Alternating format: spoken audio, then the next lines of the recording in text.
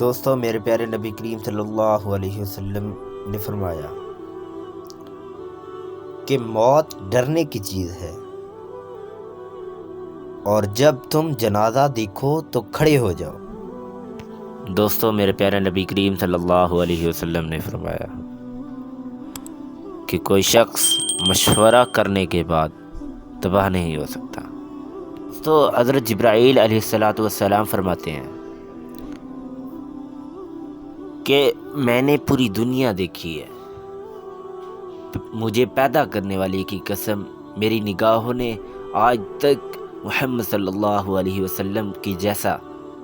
حسین و جمیل نہیں دیکھا۔ سبحان اللہ۔ حضرت ابو بکر صدیق رضی اللہ تعالیٰ عنہ فرماتے ہیں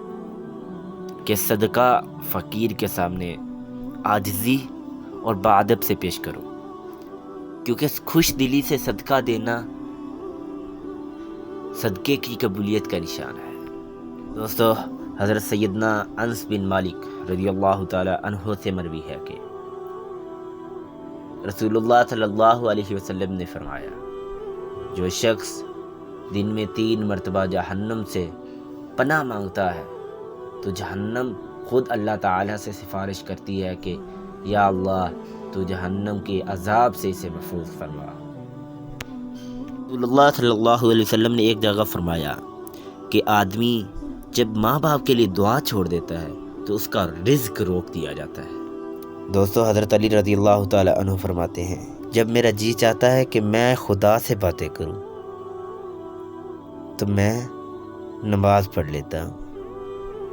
اور دوستو، جب میرا جی چاہتا ہے کہ خدا مجھ سے باتیں کرے تو میں قرآن پڑھ لیتا ہوں۔ نبی کریم صلی اللہ علیہ وسلم فرماتے ہیں کہ اللہ تعالیٰ فرماتے ہیں کہ تم میرے ذکر کے لیے وقت نکالو، میں تمہارے دنیاوی کاموں میں برکت عطا کروں گا، ورنہ دنیاوی کاموں کی کثرت تم پر اس قدر مسلط کر دوں گا کہ تمہیں فرصت نہیں ہوگی اور تم سکون سے محروم ہو جاؤ گے۔